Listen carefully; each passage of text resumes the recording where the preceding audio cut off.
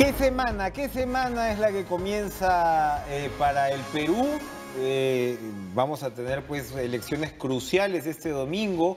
Este jueves hay una sentencia, una lectura de sentencia de homicidio, nada menos, sobre uno de los candidatos favoritos. Y también este jueves se supone que vence el plazo para la aprobación de las reformas, para que el presidente Martín Vizcarra pueda finalmente convocar al referéndum, que será pues en la segunda vuelta de estas elecciones que tendremos ahora, para el 9 de diciembre. Para hablar de todos estos temas, le damos la bienvenida al congresista no agrupado, Alberto de Belaunde.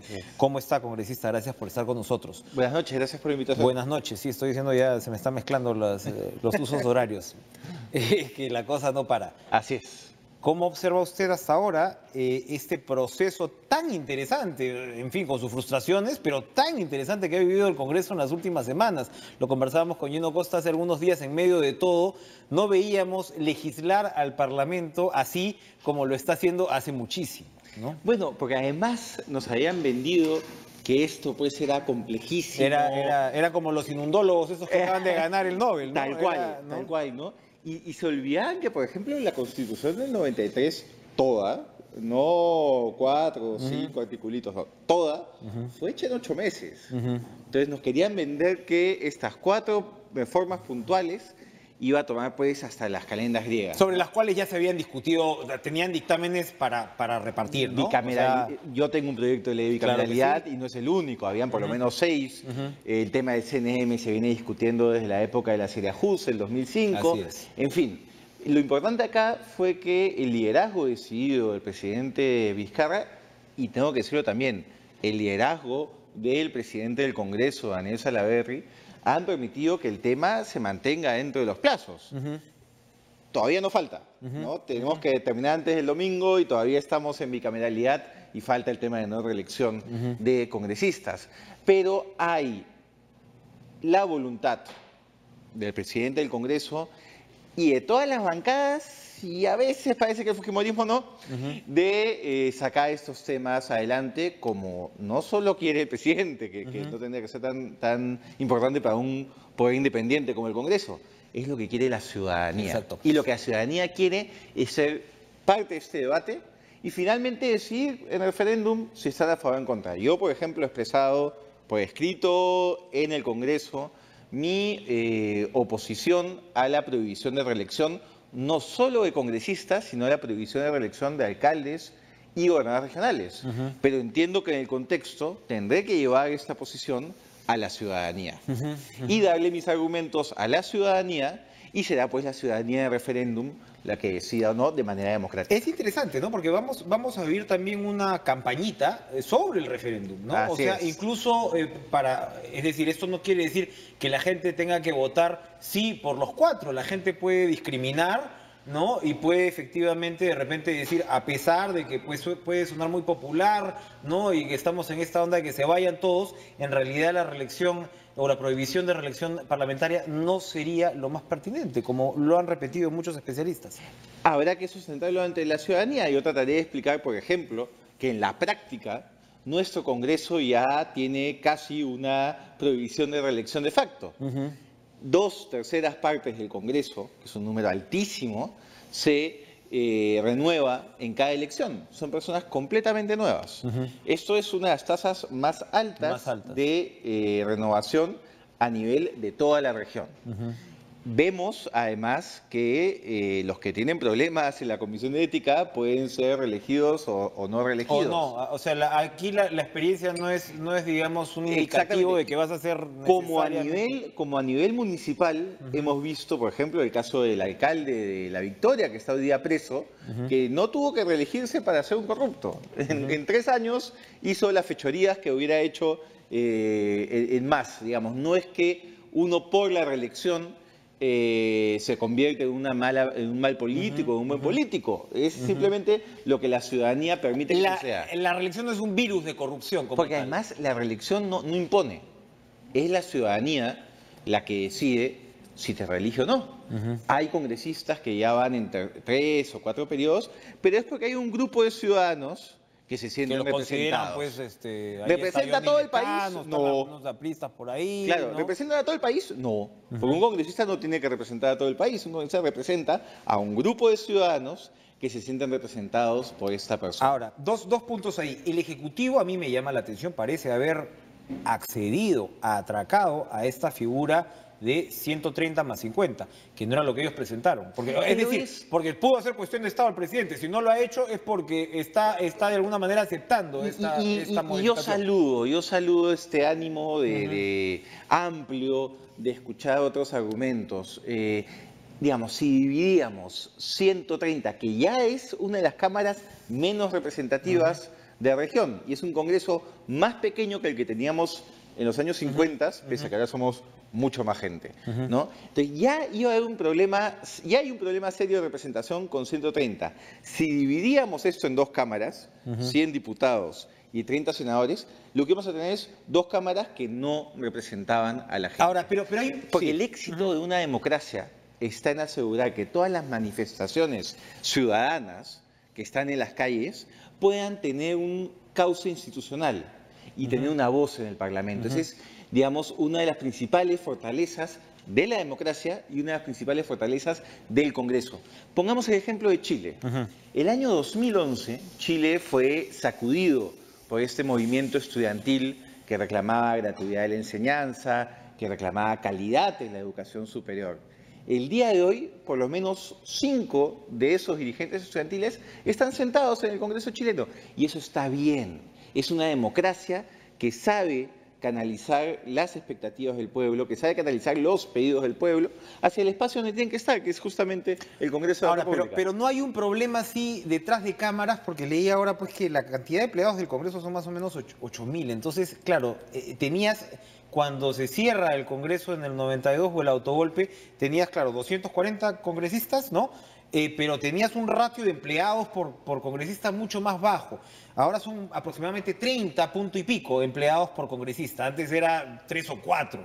O sea, es decir, a lo que voy, no necesariamente es que el gasto corriente sea malo, sino que se ha ido de repente formando esta idea en los últimos años de separar al congresista del elector, de hacer al congresista como una suerte de reyesuelo, desconectado de su electorado. ¿Hay algo de eso que explique en parte la impaciencia, la decepción del electorado con el Congreso? Yo creo que hay... ¿Dónde está esa impaciencia? Creo que hay 130 congresistas y creo que hay 130 maneras de representar, ¿no? Yo trato de estar muy cercano a los ciudadanos que represento como colegas de todas las bancadas. Yo puedo destacar a gente que... Se pueden escoger sin duda en todas las bancadas. Sin duda, no es un tema ideológico, no es un tema político. Creo que uno de los problemas está en que el Congreso no es transparente. Entonces, cuando no es transparente, por un lado, se puede aumentar el personal de confianza y el personal administrativo del propio Congreso y no hay la debida fiscalización. Y por otro lado, se pueden crear muchos mitos en torno al Congreso. Y claro, como no eres transparente, no tienes manera como desinflar esos mitos a tiempo, ¿no? Entonces se dice que los congresistas ganan $20.000, que es mentira, que se da autos y una serie de cosas que no es verdad.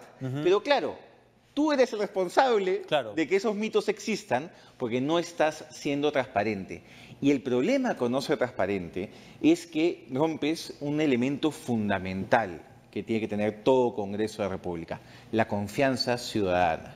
Somos ante todo representantes y la gente no va a confiar en ti para que seas su voz si es que no confía en ti como persona y como institución.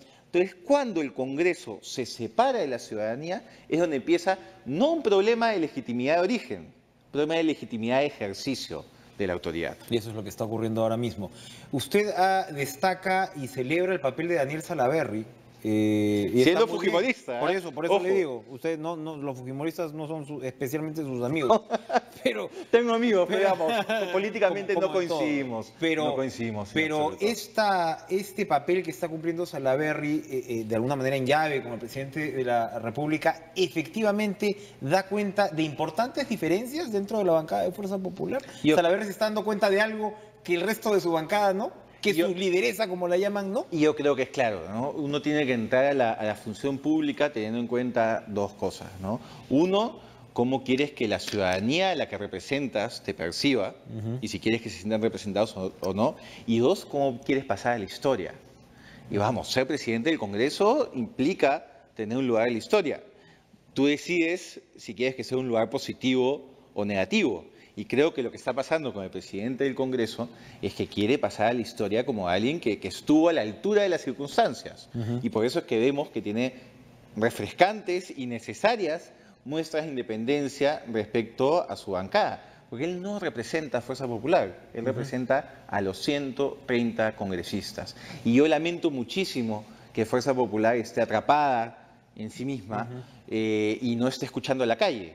O sea, que Keiko Fujimori diga que este nivel vergonzoso de desaprobación que tiene como lideresa es porque Fuerza Popular lucha contra la corrupción, es un argumento no solo risible, sino ofensivo, porque lo que está diciendo es que la gente desaprueba la lucha contra la corrupción. Y eso no es verdad. Lo que la gente pide, la gente decente, la gente trabajadora que nos está viendo, es que los congresistas y los políticos luchemos contra la corrupción. Volviendo a la conformación del Congreso y a lo que se está discutiendo ahora mismo, en minutos vamos a conversar con el magistrado del Tribunal Constitucional, Eloy Espinosa Saldaña, porque esta sala está decidiendo precisamente sobre qué es lo que define una cuestión de confianza cuando hay una crisis total de gabinete que tiene que ver con lo que estamos discutiendo. Parece que, digamos, nadie quiere cerrar el Congreso, ¿no? Eso queda claro, pero evidentemente todo esto se ha forzado porque el presidente dijo, bueno, pongo la cuestión de confianza y a ver qué pasa. Ahora mismo se está discutiendo sobre qué cosa es una cuestión de confianza, qué no. ¿Puede haber sorpresas de aquí al jueves con respecto a lo que se apruebe para el referéndum? Sí, lamentablemente con la mayoría parlamentaria actual, las sorpresas terminan siendo el pan de cada día. ¿Dónde hay incertidumbre ahora mismo? Es particularmente sintomático que esta sacada de cuerpo respecto a la denuncia inostrosa haya sido de madrugada, que nos recuerda al peor papel que cumplió el fujimorismo en los 90. ¿Esto es una suerte de acuerdo político para sacar a alguien más de todo lo que tiene que ver con crimen organizado? No tengo la menor duda. Además, estableciendo un estándar probatorio en el caso del antejuicio, que no es el estándar que manda la ley y la Constitución. Basta con que existan elementos razonables para que proceda el antejuicio. Y el fujimorismo está planteando estándares de prueba que ni siquiera en un proceso judicial. Y en general lo que vemos en el fujimorismo, y por eso es que hay que prestar mucha atención a cómo tratan el tema de la cuestión de confianza en la reforma constitucional, es que el fujimorismo no acepta ningún tipo de contrapeso.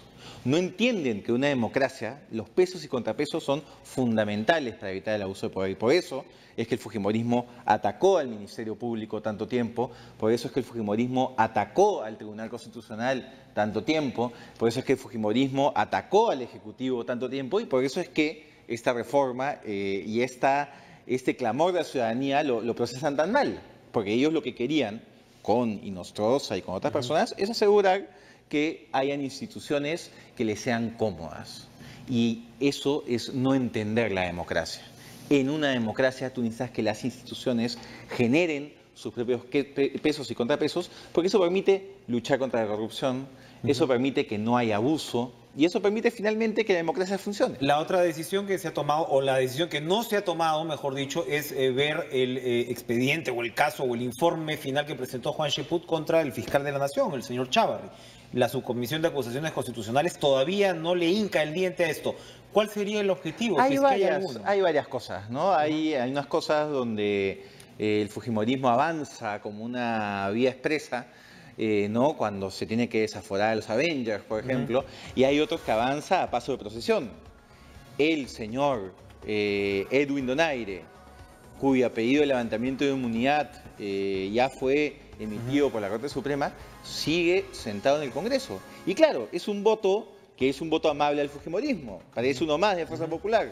Entonces, en ese caso sí se toman su tiempo, ¿no? Pero cuando es una situación incómoda, avanzan, pero ¿Con Chávarri se estaría comprando tiempo también? No tengo la menor duda. Como el mismo vocera del fujimorismo ha dicho, con Chávarri se ha avanzado. Son sus palabras. Vamos a ver si se avanza más. Gracias, Alberto Belaúnde, muy interesante. Bueno, y nos hemos quedado sin conversar de la coyuntura pues electoral, que este domingo Pues veremos, porque nuestro sistema político está medio desarmado, la gente no sabe a qué partidos pertenecen los candidatos, ¿no? Hay todavía pues una confusión grande, veremos cuál será el resultado, pero tenemos pues una semana... Lo importante es que esta semana la gente, independientemente de por quién va a votar, lea los planes de gobierno, vea los antecedentes y escojan a alguien, porque Lima no va para más. Lima necesita un verdadero alcalde.